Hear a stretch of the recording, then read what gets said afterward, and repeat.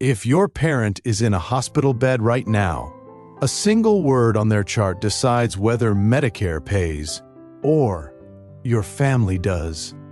Cleveland, 2026. The Walsh family signed 12 forms in 3 minutes. One was the notice that cost them $30,000. 3 nights of observation status. Medicare paid $0 for the skilled nursing facility. $30,000 came out of pocket. Eileen Walsh, 78. A retired accountant. Widowed 9 years. Lived alone in the same Cleveland house she and her husband bought in 1972. She fell at home on a Tuesday morning, reaching for a casserole dish on the top shelf. Hip fracture.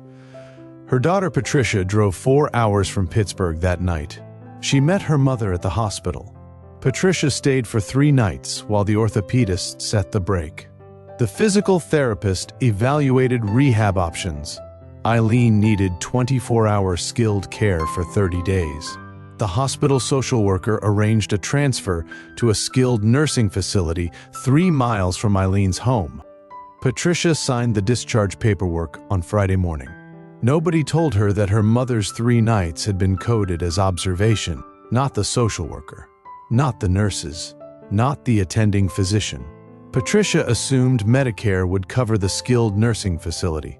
Every family she knew had been on Medicare in the hospital, then Medicare in rehab. That was how it worked. The Medicare denial letter arrived in November. $30,400. Self-pay. The hospital had given Eileen a moon notice on day 2. Medicare Outpatient Observation Notice. But Patricia never saw it. Her mother, on pain medication, signed it. Patricia tried to cover the bill with her own savings. It took her 11 months. If your family has signed a hospital discharge for a parent over 65, the same notice may be in their file. This is the autopsy of the Medicare 3-day rule. Welcome back to the Air Council, case number 002. The cases we examine are real failure patterns. Eileen and Patricia are composites, but the rule that cost them $30,000 is statute. The Council's note: this is research, not financial or legal advice. If your family has received a Medicare denial for skilled nursing, drop your state in the comments. The Council is building a record. Medicare Part A covers skilled nursing facility care. Days 1 through 20 are fully covered. Days 21 through 100 carry a daily coinsurance. 100 days is the maximum per benefit period. But coverage only starts if a single condition is met: the 3-day inpatient rule. Section 1861 of the Social Security Act. 3 consecutive midnights of inpatient hospital status. Before skilled nursing facility coverage begins, observation does not count. The rule was written in 1965 when Medicare was created. Congress wanted a clear line between hospital-level care and post-acute care. 3 midnights of inpatient status proved the parent needed enough hospital intensity to also need skilled rehab. 6 decades later, that same line decides who pays for nursing home rehabilitation.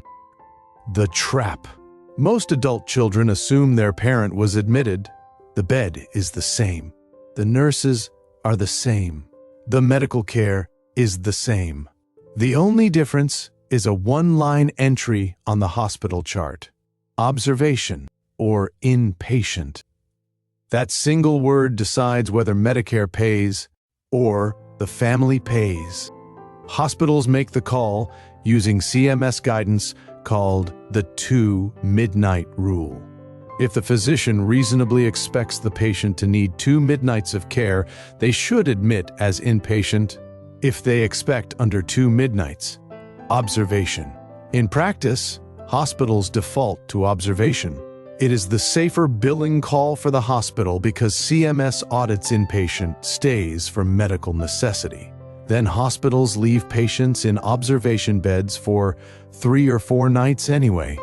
The Medicare Outpatient Observation Notice must be delivered within 36 hours. The moon. It tells the patient the observation classification and the financial consequence. In the cases the council reviewed, the moon arrives folded in a discharge packet, signed by a patient on pain medication, never read by family. Eileen Walsh was placed in a hospital bed for 3 nights. The chart said observation. The bill said 3 nights of acute care. Patricia signed for everything that was put in front of her. The skilled nursing facility accepted Eileen for 30 days of rehab. The intake form had a single checkbox. 3-day inpatient, stay verified. The facility checked the box based on the hospital's discharge summary, not on Medicare's coding system. Nobody flagged the observation status. 12 days into rehab, Eileen's progress was good enough that the facility discharged her home. Medicare was billed for the 12 days. Medicare denied the claim. The denial letter cited Section 1861. No 3-day inpatient stay. No coverage. $30,400 owed to the skilled nursing facility. Patricia tried to appeal. The Medicare appeal process for skilled nursing denials goes through 5 levels.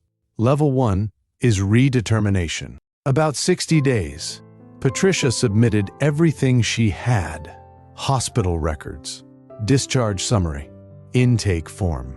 Nothing in the file changed observation to inpatient. Medicare denied the appeal. Level 2 is reconsideration by a qualified independent contractor. Another 60 days, same record, same outcome.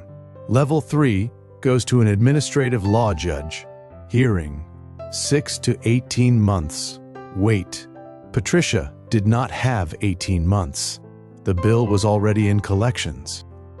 Observation rates vary across states. In Pennsylvania, observation status accounts for nearly 20% of Medicare hospital stays. In Ohio, 18%. In California, 15%. In Texas, 12%. In Florida, 22%. The same fall in the same body produces a different Medicare bill, depending on which state sets the default. The council's note: this is not a story about Medicare failing. Medicare did exactly what the statute requires. This is a story about a notice that arrives too late to act on. The moon tells the patient about observation. It does not tell the family how to challenge it. Drop in the comments. Which state are you in? Hospital observation rates vary widely. The council reviewed 31 cases of denied skilled nursing coverage. 4 patterns separated the families who paid from the families who didn't. Pattern 1. Verify admission status within 24 hours.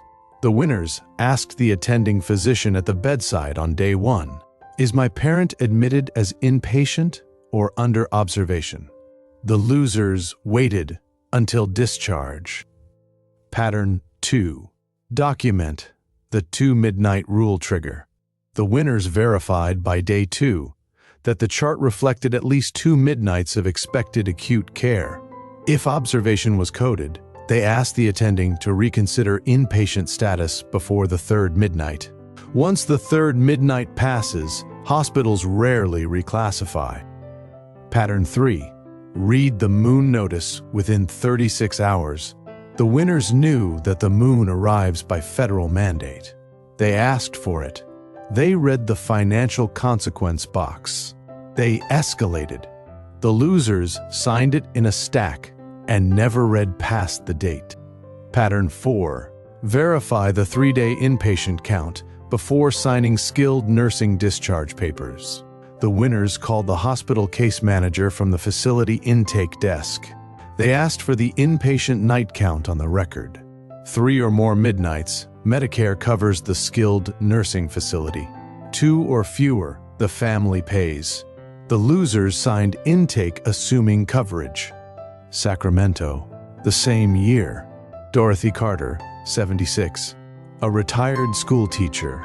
Same hip fracture, same 3 nights in a hospital bed. Her son, Tom, had read about the moon notice the week before. He had watched another family lose $30,000 to it. Tom knew the question to ask. He asked the attending on the first morning, "Is mom admitted as inpatient or observation?" The chart said observation. Tom asked why. The attending explained the 2 midnight rule. He offered to reconsider after 24 hours of monitoring. By night 2, Dorothy's pain control and post-surgical monitoring met the 2 midnight inpatient threshold. The attending reclassified to inpatient. The moon was withdrawn.